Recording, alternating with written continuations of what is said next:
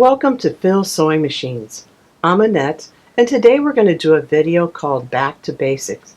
And what it is we're going to sew button on is the simple things of your machine that we sometimes overlook. So today we're going to actually sew 2 buttons on, and I'll use 2 different machines to show you how it's done. By all means, your machine may differ from these, and this is just suggestions, so be sure to check your owner's manual for your machine. Well, let's get started. And if you haven't subscribed, be sure to subscribe and ring that bell. All right, now let's get started. This is the baby lock foot that we will use today. We will use this to sew on buttons. It's called the button fitting foot. The metal tabs here are used to hold the button in place. So we'll take the button and we'll insert it so that the holes of the button will line up with the little red dots that you see on the top of the foot. You do want to line them up so that they are even with those red dots. There we are, that's a little better. Now we'll get the machine ready to sew the button on. The feed dogs are in the raised position. We'll want to lower those, and to do that, we'll remove the accessory tray on the front of the machine. This machine is the Baby Lock Joy. Its lever is right on the front of the machine. I slid it to the left. That has placed the feed dogs in the lower position, beneath the plate. The reason for lowering these, it prevents the fabric from moving and will keep it in place when we sew the button. The lever for your machine may be located on the front or the back of the machine. It could also be built into the display panel. There are some machines that do not have a lever to lower the feed dogs, and I'll show you that later in the video.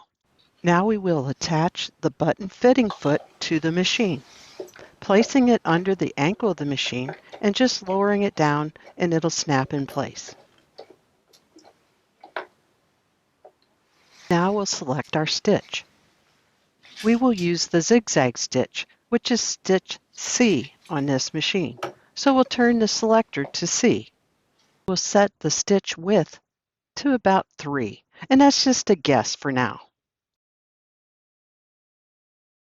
We'll place the fabric under the foot and button.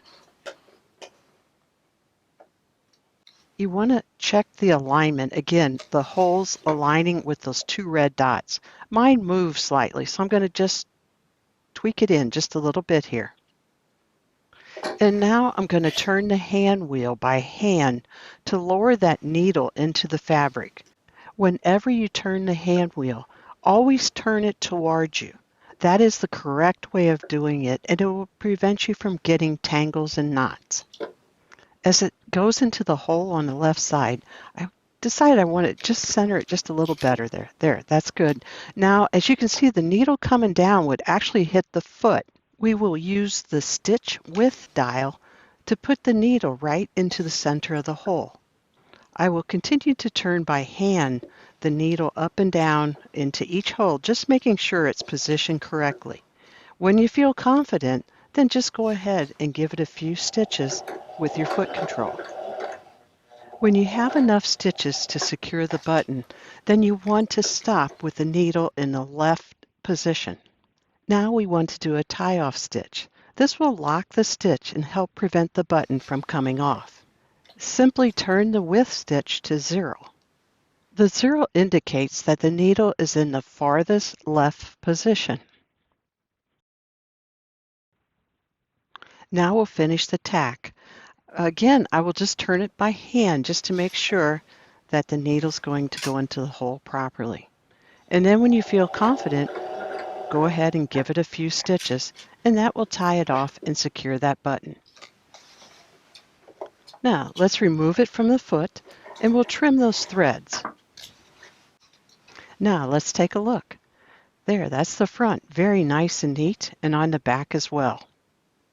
And you could also add a drop of E6000 fray block for extra security.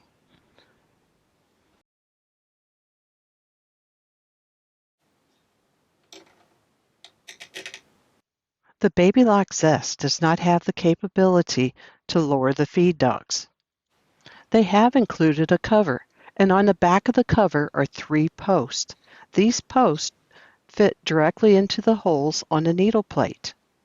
We'll attach the cover to the needle plate by aligning the post into those holes. We'll set the stitch length to 0. This eliminates some of the motion of the feed dogs. Then we'll set the stitch selector to C, which is the zigzag stitch. The bobbin thread is actually kind of caught under the cover, so at this time we want to get that free. So we'll just do a needle up, needle down, and a sweep to pull that bobbin thread up from underneath the cover. For the Baby Lock Zest, you would use this foot. It's called the button sewing foot. You would place the foot with the button under it, just as we did in the earlier video on the Baby Lock Joy. The Baby Lock Joy made the task of sewing a button on so easy. But there's even an easier way when you're using a machine that has electronics, like the Baby Lock Ariel. The Baby Lock Ariel has the technology built in that has a button sew-on stitch actually. So if you haven't shopped for a machine lately or just interested in seeing what the machines can do, please stop by. You will be amazed. So let's get started and we'll sew that button on. The Baby Lock Ariel actually has a built-in stitch that will sew a button on. We'll select the utility stitch group, then the tab that has the buttonhole, and then we'll advance to page 2. Then select the button sewing stitch 4-18. That noise you just heard was actually the feed dogs being automatically dropped, so they are below the plate. When I selected the stitch, the Ariel automatically shows you the foot that is recommended to make that stitch. The button fitting foot is also referred to as the M foot. I added a small piece of stabilizer to the back of the fabric. It's on the back side of where I'll be placing the button. Now I'll place the fabric under the foot, and then the button I will place, and it's really nice how that foot has the metal that kind of holds it, the two pieces there, really does a nice job of holding the button in place. I'll position the button so that the holes in the button align with the red dots that are on the front of the foot. This button is a bigger and thicker button. So this little piece on the back of the foot, I'm going to move forward, and it places a flange between the two holes. With that flange in between the two holes, when I stitch it, the thread will actually go over top of that flange, lifting it off of the button.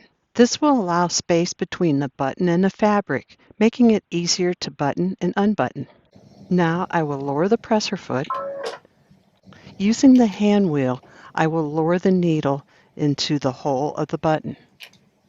Now let's see if we can zoom in a little more so you can actually see what's going on here.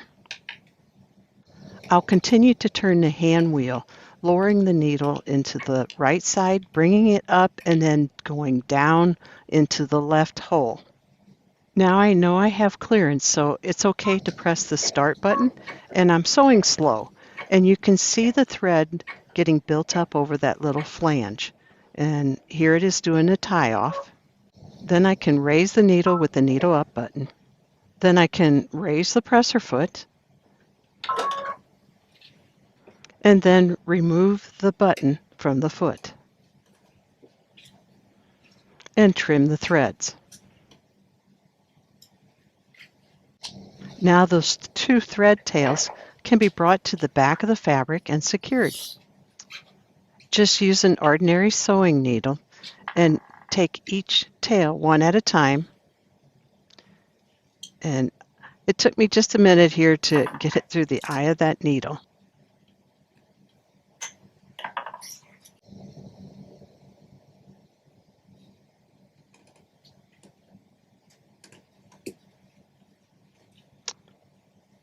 And then just push it from the front to the back.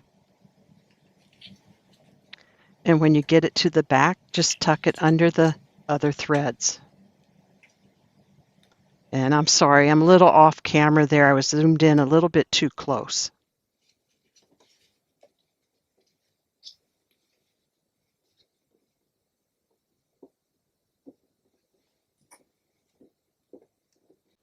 And just repeat the same process with the second one. Again, poking it through the hole of the button from the front to the back.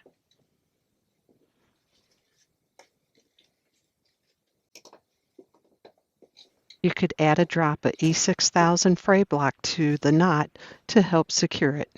And there it is. We have our button sewn on by machine. And that makes quick work, especially if you have multiple buttons to do. I have another use that you can use that button sew-on stitch for. We'll select the utility, now the buttonhole, and we'll page to page 2 and select the button sewing stitch. Normally, you would use the suggested foot, which is the foot M, the button sewing foot, but we're going to use the J foot, the utility foot. We'll lift the presser foot and place the fabric under the foot. On the bottom side of the fabric, I also have a piece of stabilizer. Now press the start button. What I want to do is show you the type of stitch that this makes when there's not a button there.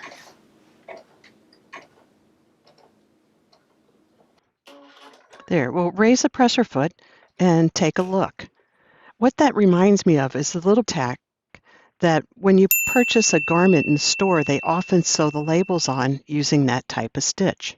This is kind of a hidden gem, one that you wouldn't know was in your machine. So you can use this.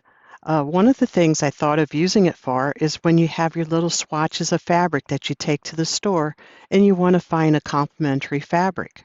We'll place these swatches under the foot, lower the foot, and we'll sew that button sewing stitch again. Another use for this stitch is if you're a crafter and you're making a set of towels, you could group the towels together by using this stitch. And there we go. We have our swatches all together and we can go shopping. Today we were working with the Baby Lock machines, but I just wanted to let you know that Pfaff also offers an optional sew-on button foot for their machines. And if you're interested in purchasing it, please just give us a call today.